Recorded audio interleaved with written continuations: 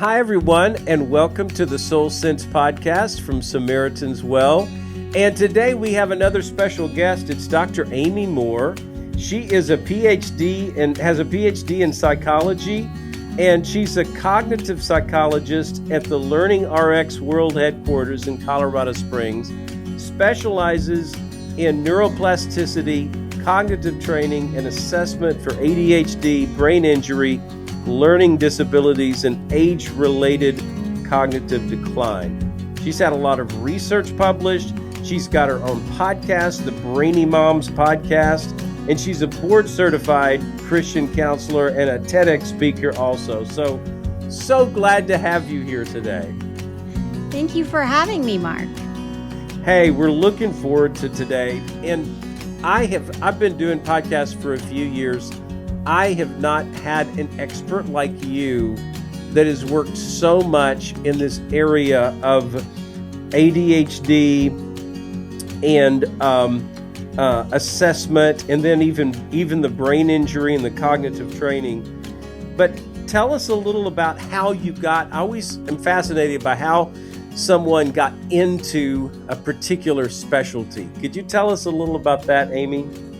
Yeah, I think my path was long and winding, so I'll make it as short as I can. Sure. But I've always been drawn to the kids who needed more because I was a kid who needed more. Okay. And so I started out as a teacher and an educator, early childhood curriculum coordinator. My master's degree is in early childhood education. And as I worked with neurodivergent kids for about 10 years, I kept saying, we're missing something. And I came to it from this place of empathy because I have a neurodivergent brain. I have ADHD myself. And so I got it. I completely understood there's something missing. I don't know if it's instructional strategies or pedagogy, or if it's in the curriculum, or if it's that we aren't training teachers to interact in a way that reaches neurodivergent kids. I wasn't really sure what it was. And so I went back to school so that I could help figure it out, right? So I went back and got my PhD in cognitive psychology so that I could do research, so I could be on the intervention side of this. And as I was in that process of finishing my doctorate, I came across this idea of neuroplasticity-based intervention, that our brain has this amazing capacity to change with targeted experience, with targeted intervention. And I said, wow, I'm going to lean into this a little bit too. And so I took my background, as a teacher educator and a parent educator, and I merged it with my new clinical research skills and found myself where I am today. What was your experience like growing up with ADHD? Was it something that was undiagnosed? Was it treated? What was a little bit of your experience? Yeah. So, I was a child in the 70s and early 80s. And really at that time, ADHD was being diagnosed in little hyperactive boys, not in a tin of girls. And so I really did require an enormous amount of structure from my parents who were educators. And it was hard. I was bullied. I had sensory issues. And I think those are, some of the most debilitating issues that some kids with ADHD have. I had huge dysregulated emotions, and I was klutzy. So that made it really difficult because I have a dyspraxia, a motor planning delay that went along with the ADHD. So I was not diagnosed until college. Okay. I actually had 3 freshman years. And right after the second freshman year that didn't work, my mom, who is a child development specialist, said, I think you have ADHD.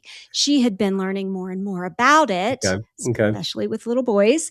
And this was in the mid 80s. And she said, I think you have ADHD. And so I went and got tested and was off the charts.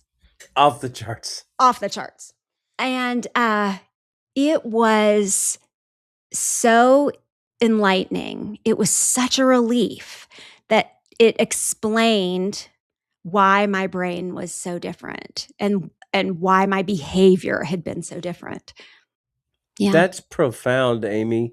And I think most of us don't understand how significant it is to go from, not knowing something to understanding it, even if it's a painful diagnosis. We have the reality in front of us, and at least we can go in a direction. Where did you go from there first to start your third freshman year? Yeah. So I did take medication, and I Okay. did do some psychotherapy for a couple of years, really to help me adjust to that identity, right? To Mm-hmm. understand, Mm-hmm. what are the implications of having ADHD in college now? So that's the route I went, and fell in love with psychology, by the way. At that Oh, you point, did. oh yeah. My undergrad is in psychology. Because at that point I wanted to lean into this. Like, it was exciting. That makes a lot of sense. What was it like for your family once they understood? Your mom had the hypothesis, but then it's like confirmed. Mhm. Yeah, I think she was relieved to have an explanation for Mm-hmm. my big emotions and challenging behaviors all along. I always joked that I was always talking too much in the classroom, so I spent more time in the hallway than I did in class. I mean, I have very vivid memories of having to pull my desk out of the classroom and into the hallway Oh because boy. I was a chatterbox, and that was not okay back then. So I think she felt validated that she had been accurate in her assessment of what was going on with me. My dad had a little bit of a harder time coming to that place of accepting that I had Mm-hmm. ADHD. He too was an educator, a middle school principal, and he was only seeing it in boys, Mm-hmm. and he just didn't like that. But I think when he saw the change, when he saw my GPA go from, a 1.3 to a 4.0, Whoa. right. I think he said, "Oh, there might be something to this." There could be something to this. Yeah. Talk about dysregulation for a minute, because Yeah. you mentioned that, and we talk about, you know, the kids with that get this diagnosis. A lot of it is about dysregulation, but then because it's such a challenge for parenting. Wow, the parents can get dysregulated too. But could you explain to our audience just what we mean by dysregulation? Yeah, absolutely. So, about 70% of kids and adults with ADHD have something called rejection sensitive dysphoria. And it is this painful emotional response to perceived rejection, to perceived criticism. And notice I'm saying the word perceived because it might just be constructive feedback, but we interpret that as rejection or criticism. And so it creates this big emotional fight or flight response. Our stress response is actually activated by this perception of rejection or criticism. Okay. Um, and so, in addition to this rejection sensitive dysphoria, oh, by the way, that word dysphoria comes from the Greek for unbearable, right? It's an unbearable Unbearable. feeling. Okay, good. Yeah, right. It's really Yes. hard. But Yes. we know there are differences between the ADHD brain and the non ADHD brain. And one of those differences is disrupted connections between Okay. the amygdala, the emotion center of our brain, and the prefrontal cortex, which is the CEO or the reasoning center of our brain. And because of the disruption in those connections, our amygdala tends to be reactive or hyperactive, whereas the prefrontal cortex tends to be hypoactive or a little bit underactive. So that Mhm. amygdala plays a really big part in our functioning. And, what happens is we stay in this chronic state of stress. Really, any neurodivergent diagnosis can create this uh, chronic stress. And the brain responds the same way to chronic stress as it does to acute trauma. Okay. It's like seeing that tiger in the bush. That tiger in the bush activates that alarm system that, the amygdala says, danger, danger, releases cortisol and adrenaline and puts us in that state of fight or flight. But it responds the same way to chronic stress. So a learning disability, a diagnosis of ADHD or autism or dyslexia, any neurodivergence, we stay in this low grade fight or flight. And it takes very little to throw us into a full meltdown. Very little, right? Because if you're in this chronic state, right, it just takes a little bit. It could be a baby tiger, doesn't have to be a mama tiger, right, to throw us into that. So it's really difficult then when we have a difficult time regulating our emotions, being able to differentiate between small issues and big crises. So everything seems to be a crisis all the time. And that can be because we have sensory issues, right? Our eggs are too runny. Our shirt is too itchy. Our parents don't have a soft enough facial expression, or their posture seems scary to us, anything. So we don't have that reasoning skill that says, all right, what's actually happening here? Is this a big deal? Is this not a big deal? It's kind of fascinating that emotion dysregulation is not one of the diagnostic criteria in ADHD. True. Even though it's one of the most debilitating symptoms of ADHD. It's fascinating to me, but that's a story for another day. That is fascinating. And Amy, isn't it true that when that amygdala is firing the fight or flight, you can't really be in two places at once, right? You can't really be in the prefrontal cortex making a good decision, quote unquote, while that amygdala is firing. Could you speak to that for a minute? Because I think people maybe don't understand that. Yeah. So lots of people have probably heard the term amygdala hijacking.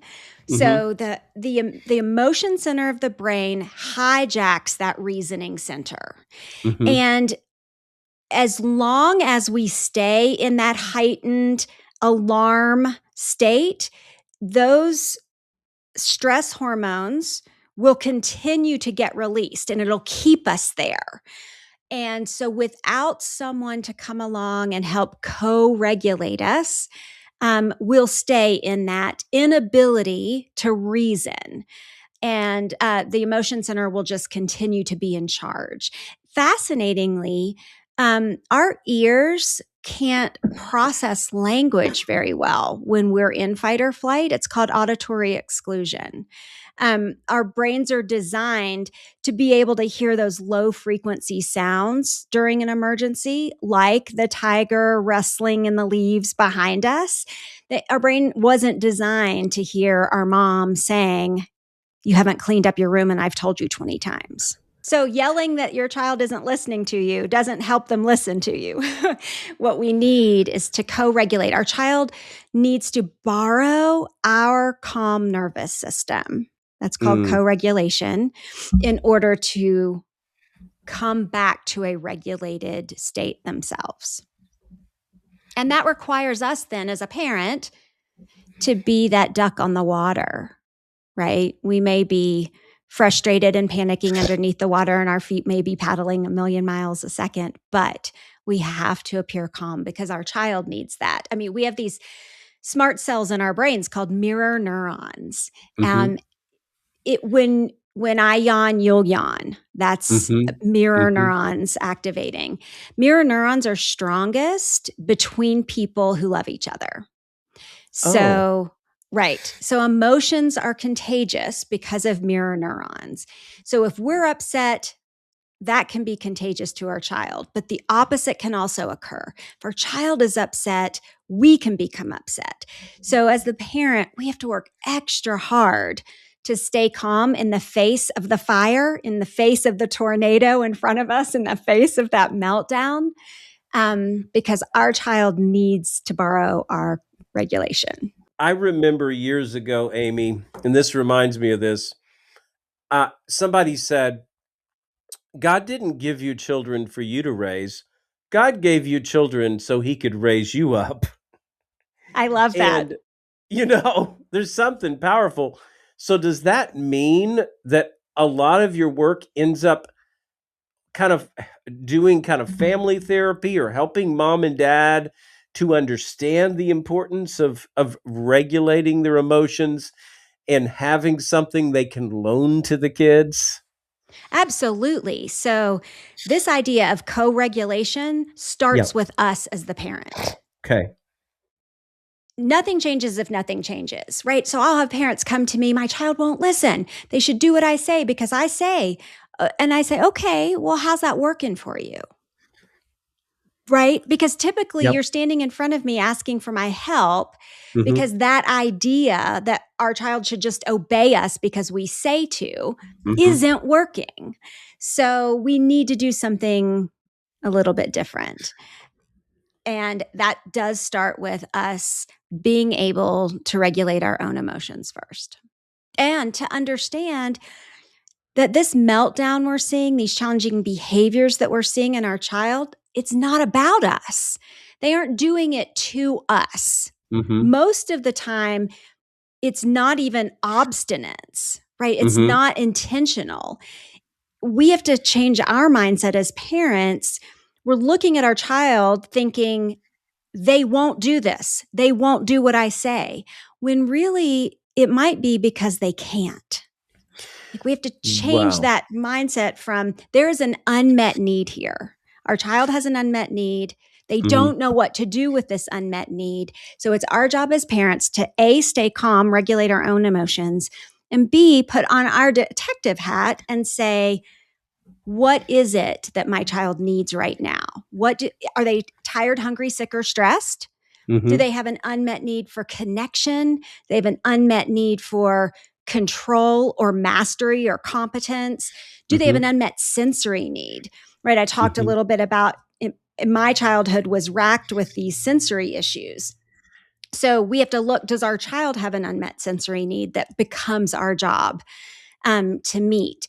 Does my child have a cognitive skill gap that's making learning hard and frustrating? Do they have an educational skill gap, content gap? Right. So it just becomes detective work. And when we have that mindset of saying, my child is not doing this to me, my child needs my help, my child Mm-hmm. can't do this right now. Dr. Ross Mm-hmm. Green says kids do well when they can, Oh, right? wow. Kids do well when they can. Wow. So we have to change that I can't to I can by meeting those unmet needs.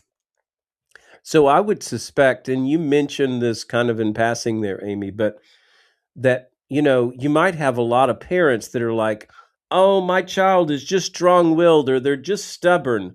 But that's a different thing than being dysregulated like you're talking about, isn't it? Sure. So I think a lot of times stubbornness can be a personality trait, Mhm. but frustration and shutdown can look like stubbornness, Okay. right? When our child gets to a point of saying, I don't know how to do this, I don't have the skills to do this, but I don't have the language to tell you that that's the problem, then I just shut down. I'm Mm. overwhelmed by this inability, by this unmet need, by this lack of skill in how to do this. My mom is yelling at me. My dad is imposing these consequences unrelated to my frustration and shutdown. Right. Mhm. And so then we just have this disconnect. And a lot of times when kids are seeming strong willed or sassy or obstinate, right, they're in a state of fight or flight. The parents send them to their room. We can't co regulate our child's emotions from another room. That is one of the biggest mistakes parents make is sending their child away when they have an unmet need. It's It's good. heartbreaking when you think of it that way. Yeah, they're not gonna be able to mirror you. They're not gonna be able to borrow from you in the other room or across the house. And, of course, one of the reasons we might be sending them away is because we're upset. We obviously have to get regulated too before we can help our child get regulated. Amy, could you tell us about this? I know this is such a big part of what you experience, but so many parents and their children experience the sensory part. Help Mhm. us understand why sensory seems to be so common, and give us, maybe tell us a little about the things that you struggled with. Yeah. So we don't necessarily know why so many kids with ADHD have comorbid or co-occurring sensory issues, but it Okay. probably comes down to those disrupted connections in the brain. Okay. Because there are multiple differences, right? We've got connectivity differences, we've got electrical activity differences, we've got oxygen blood flow differences, we have Hmm. neurochemical differences, or our neurotransmitters function a little differently. So, any one of those could explain those co-occurring sensory issues. So many Sure. parents who have kids with ADHD will describe that their child will run circles around the living room at night and then throw themselves into the couch cushions. Those are Zzz. kids with an unmet sensory need. So Okay. what Okay. what that behavior is telling us is they need more proprioceptive input from the environment. That is a child who needs a swing in their bedroom. That is a child who might need a weighted blanket. That's a Okay. child who might need to do some heavy work, right? Like, let's Okay. put all of the books in a laundry basket and push it Sure. across the room before we go to bed. They need a crunchy snack before bed. Okay. Okay. They need a bright, bold toothpaste flavor, right? That's the Okay. watermelon, spicy cinnamon tooth, right? Because they need more sensory input from their environment. But then we've got Hmm. other kids, right, who are melting down because the tag in their clothes itches, right? That's a sensory avoider, right? These other kids I Yes. was just describing, they're sensory seekers. So the sensory avoider needs less input from the environment. So they don't need an electric toothbrush. That's too much sensory input. Oh. Um, we we might need to cut the feet out of their footed pajamas because the sensory experience of having their foot squeezed is too much. They might not need a weighted blanket because that's too much. Their rooms, their bedrooms might need to not have much in them because they're overstimulated by all of the toys and all of the books and the extra lighting. And so this is again some detective work where we have to look for patterns, right? What are the patterns that we're seeing? And our kids can help determine that, right? But the sensory avoider needs a quiet, calming bedtime routine rather than the swing in their room.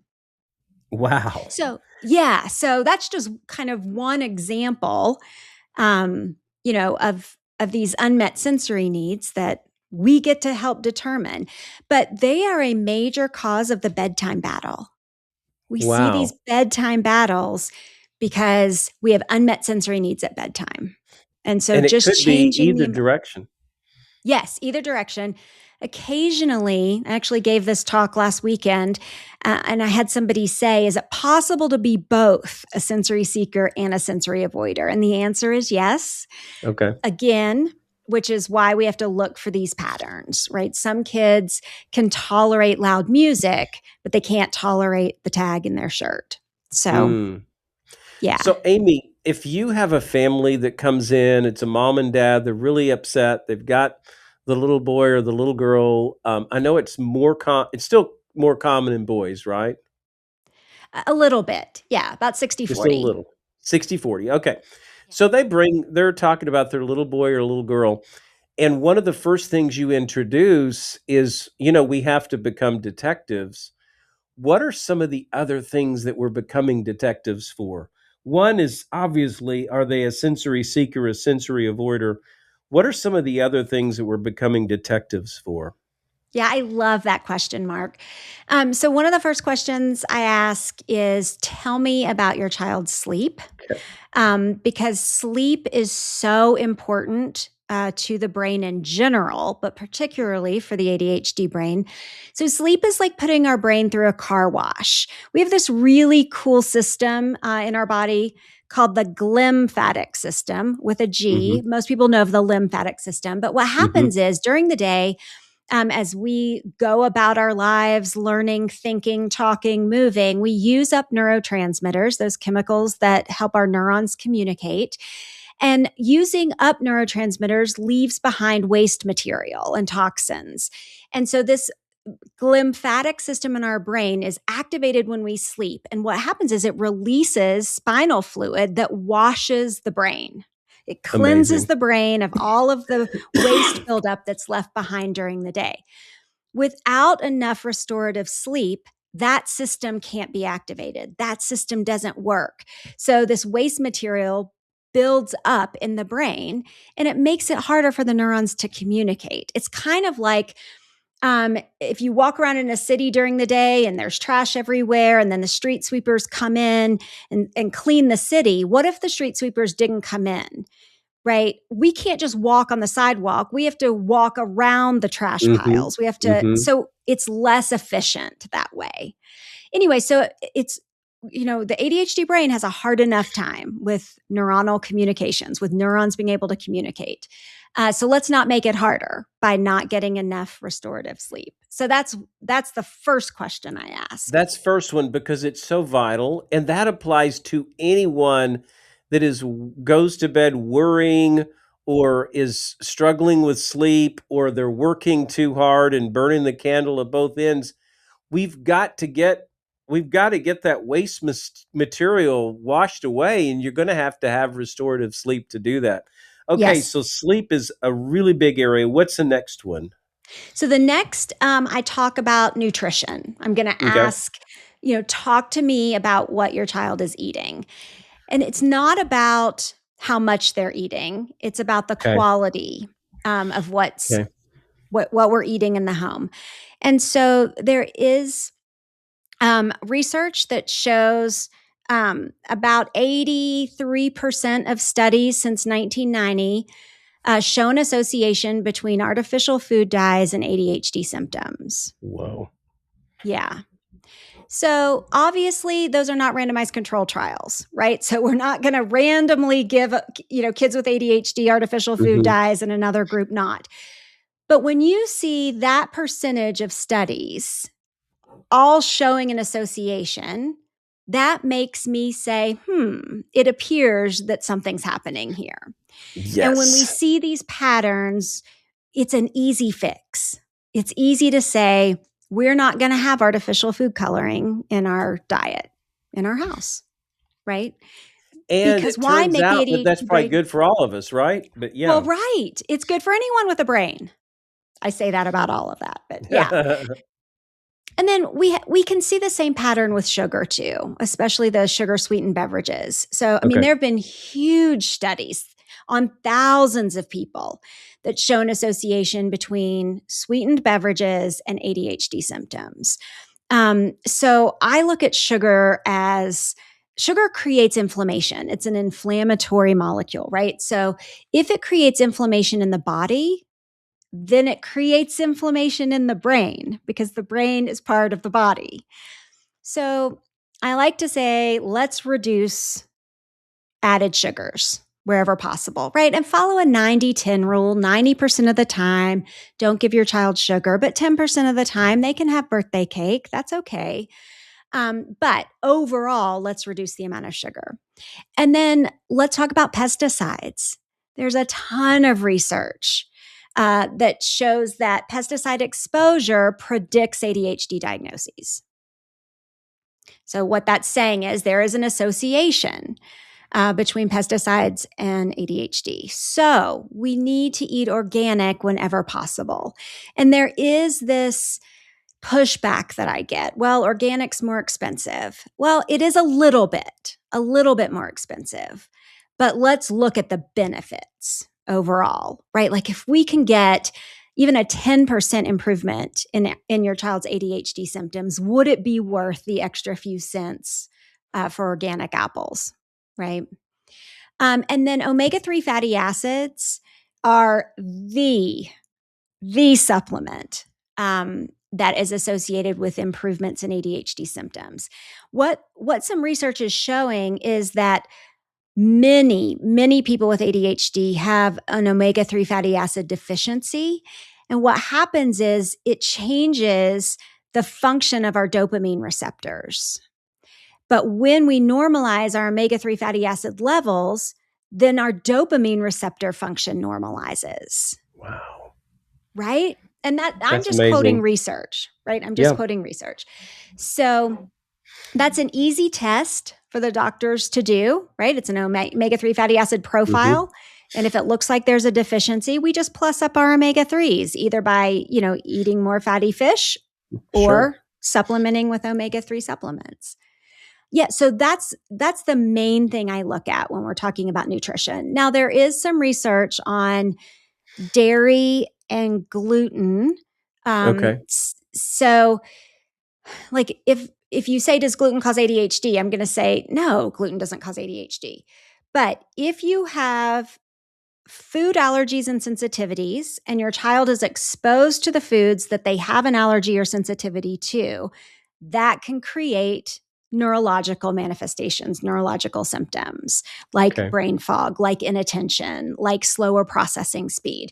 There was this really interesting study on multiple sclerosis that showed people with MS who were drinking milk, but they had a dairy sensitivity, the antibodies that their body was producing because they had this dairy allergy or sensitivity, those antibodies to dairy were poking holes in their myelin sheath. Whoa. Right? So that was a study on MS, not on ADHD, but the mechanism would be the same, right? If Sure. we're exposing ourselves to things we're allergic to, it creates antibodies. So just be aware of your child's food sensitivities and allergies, simply because we want to optimize brain health too. There's lots of research on the neurological manifestations of gluten sensitivity. So it's worth checking. It's worth checking. So we covered sleep and nutrition. What other detective work are we doing? Well, I'm going to ask, how much physical activity is your child getting? Okay. Yeah. So physical activity has benefits for anyone with a brain, obviously.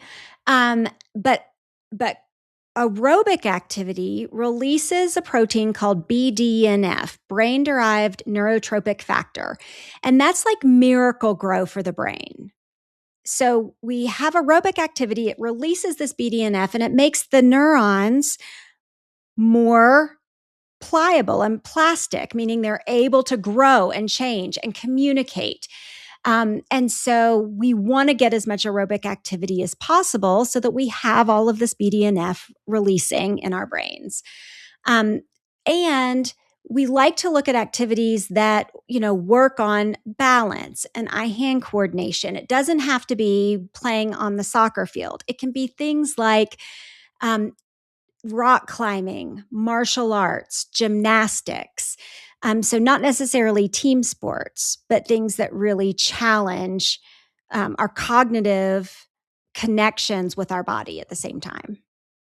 So that physical activity, I suppose that any of these alone, when there's deficits, could be causing a huge percentage of the symptoms. Any one of Absolutely. these. Or worsening the symptoms. Or Sure. worsening the symptoms. Yeah. Yeah. But as you do your detective work, we're trying to build up, sleep is good, but we've got to work on nutrition and physical activity, or vice versa, whatever. Yes, absolutely. Are there other major factors, Amy? I know it's such a complicated thing, when we're talking about affecting our brains and we talk Yeah. about the parental behavior and dysregulation, but is there other detective work that you would add? Absolutely. So my clinical research is focused on cognitive skills. And so I worked with neuroscientist Dr. Christina Ledbetter a few years ago, and we did this huge study on more than 5,000 children and adults with ADHD. Wow. And we created cognitive profiles based on gold standard IQ testing. And we wanted to see which cognitive skills are the most deficient in this huge group of people with ADHD. Okay.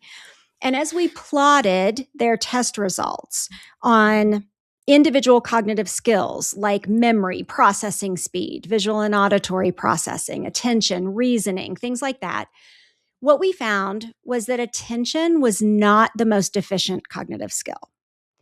Working Wow. memory, long-term memory, and processing speed were more deficient than attention in this huge study. And so Wow. what that said to us is, whoa, the thinking on interventions for ADHD is that we need to target these attention deficits. Well, the reality is people with ADHD don't have a deficit of attention. We have too much attention. We pay attention to everything, right? We Mm. can't rack and stack importance. And so everything is important. It's why it takes me 26 minutes to tell a 2-minute story, because I have to include all of the details, right? Everything Right. is important. It's why we have such big emotions, right? Because everything is a crisis. We can't rack and stack priority. So we have too much attention. We don't know how to focus on just the relevant information in our environment. So if we are just looking at an intervention that targets helping our attention, we're missing the fact that we have working memory, long-term memory, and processing speed issues.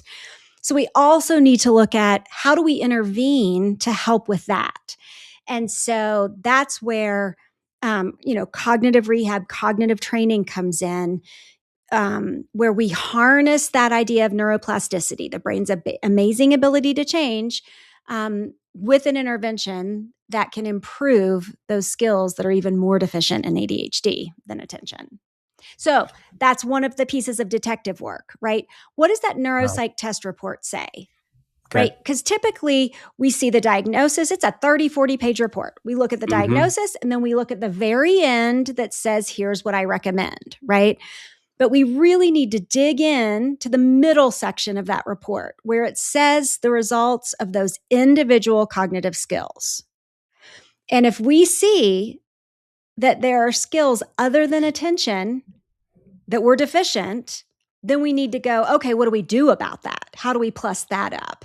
Because we need those cognitive skills for thinking and learning. We need those cognitive skills strong in order to read, in order to do math, in order to have a Socratic reasoning conversation, in order to just function on the road. We have to have strong cognitive skills in order to drive, right? The visual processing and processing speed that's required while we're driving, that has to be strong. So we have to really look at the middle section of that report.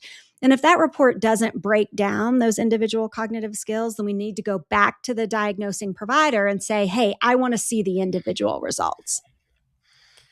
So what you're telling us, Amy, is that really, in some ways, the cutting edge treatment right now is telling us it's not that there's an attention deficit, there's too much attention, and that these cognitive skills deficits in these areas are really a profound way to help this child or this adult, whichever the case may be. Could be, right? If we have Okay. deficits in those cognitive skills. If we have The deficits. Right. I mean, the thing about ADHD is that there's diverse etiology, meaning Okay. there's no one cause. And Okay. so ADHD is this collection of symptoms, right? There are multiple contributors to the diagnosis. So one child could have ADHD because they had oxygen deprivation in the womb, right? During childbirth. Mm-hmm, mm-hmm. One person could have ADHD because they were exposed to pesticides, as an infant. There are lots of different reasons. And so the manifestations and the symptom profile can look a little different for everybody, right? So you could have all strong cognitive skills, for example, and your issues are sensory or sleep related. I see. But So that's that's where rare. That's rare. that would be Yeah. rare. That'd be rare. But the Yeah. diverse etiology, that goes back to the reason that we have to put our detective hat on when we're trying to help these parents and when Yes, parents are trying to figure it out. absolutely. And they have to stop thinking, okay, I just gave my child ADHD, right? We see so much guilt and shame because there is a little bit of a genetic component to it, right? But that doesn't do us any good. Does not do us any good to feel shame and guilt that maybe we passed on this genetic propensity for our child to have ADHD. It doesn't do us any good. What we need to do is just figure out, where's our child's pain point? Where's the struggle?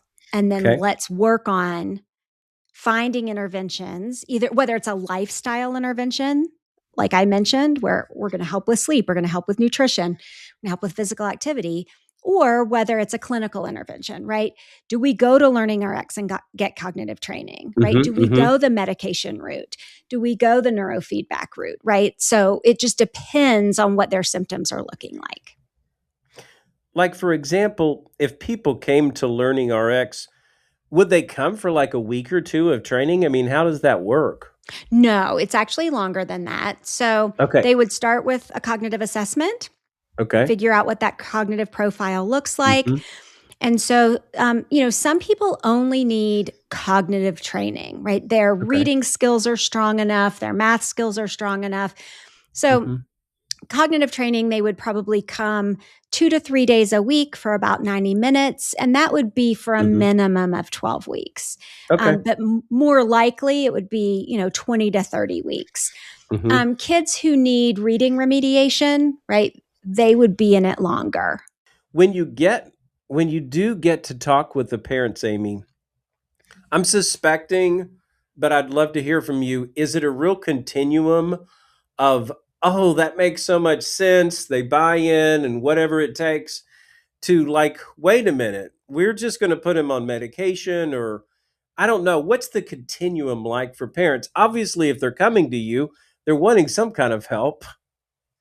Yeah, absolutely. So, it really depends. Well, it depends on the environment where I am talking to parents, right? Mhm. So, if I'm talking to parents at LearningRx, right, as the Mhm. psychology and research director, typically what I've seen is these parents have tried everything else already. Okay. This is their last stop.